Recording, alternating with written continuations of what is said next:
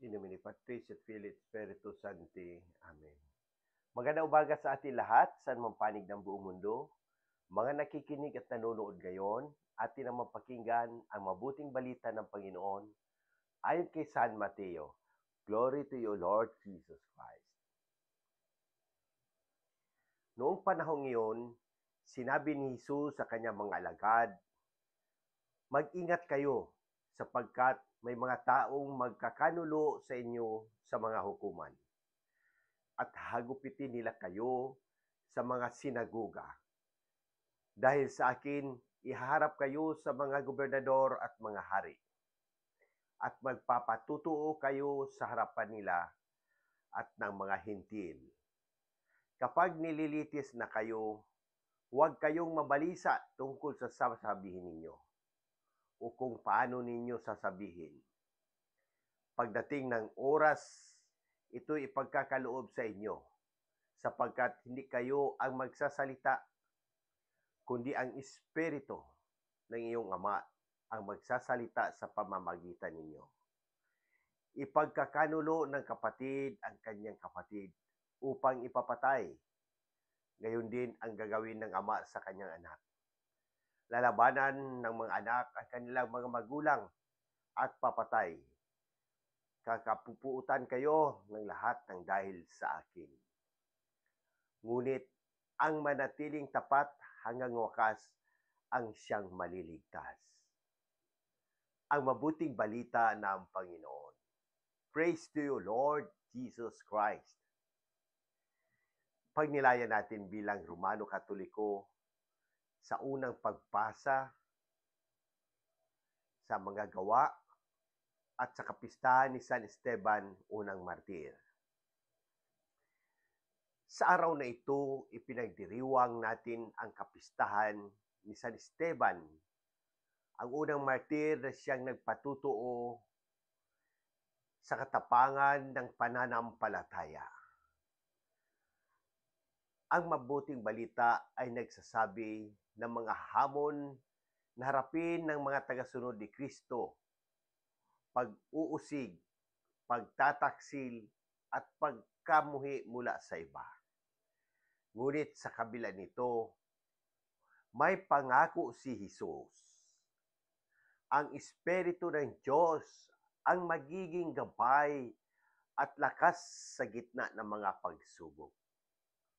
Ngayong Pasko, kung kailan ipinagdiriwang natin ang pagsilang ng prinsipe ng kapayapaan. Paalala rin sa atin ang Ebanghelyo na ang pagsunod kay Kristo ay nangangailangan ng tapang, pananampalataya at katapatan. Ang pananampalataya ay hindi lamang sa kaginhawaan, kundi pati sa gitna ng mga hamon. Ang pananatili sa kalooban ng Diyos ang nagdadala sa atin sa tunay na kaligtasan. Si San Esteban ay naging saksi ng pananampalataya sa pamamagitan ng kanyang mga gawa, pananalita at sakripisyo sa kabila ng matinding pag-uusig. Nanatili siyang matapat at mapagpatawad tulad ni Kristo sa krus. Ang kanyang panalangin para sa mga umbusig sa kanya ay patunay ng kanyang malalim na ugnayan sa Diyos. Ngayong Pasko, tularan natin si San Esteban na maging mas mapagpatawad at mapagpakumbaba sa gitna ng mga alitan. Sikapin nating maging daluyan ng kapayapaan at pagkakaisa.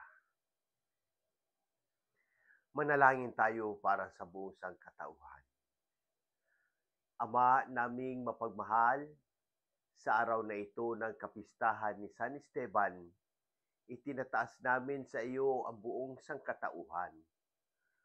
Tulungan mo kaming maging mga saksi ng iyong pagmamahal, katarungan at kapayapaan. Bigyan mo kami ng tapang na ipahayag ang iyong mabuting balita sa gitna ng mga hamon ng aming panahon. Pagbuklurin mo ang mga pamilyang nagkakawatak-watak at naway manaig ang pag-ibig at kapatawaran sa bawat isa. Ipagkaloob mo ang iyong kapayapaan sa mga bansang nasa digmaan at naway maghari ang pagkakaintindihan at pagkakaisa. Sa mga nagdurusa at inuusig dahil sa pananampalataya, naway maramdaman nila ang iyong presensya at lakas. Panginoon, tulad ni San Esteban, turuan mo kaming manatiling matapat sa iyo hanggang sa wakas. Sa pamamagitan ni Jesucristo ang aming Panginoon. Amen. Sa muli, hinihikayat ko ang lahat, Katoliko man o hindi, na magtanong at pagnilayan ang mensahe ng Ebanghilyong ito. Kung may mga katanungan kayo tungkol sa pananampalataya, ang ating simbahan o sa anumang aspeto ng ating buhay, bukas ang aking puso na sagutin ang mga ito. Sama-sama natin pagnilayan at pahalagahan ang habag at pag-ibig ng Diyos na ipinapahayag ni Jesus sa Ebanghilyong ito. Sa pamamagitan ng ating mga gawain at salita, naway maging daluyan tayo ng habag at pagmamahal ng Diyos sa lahat ng tao. Amen. In nomine Patris et Filii et Spiritus Sancti. Amen. God bless!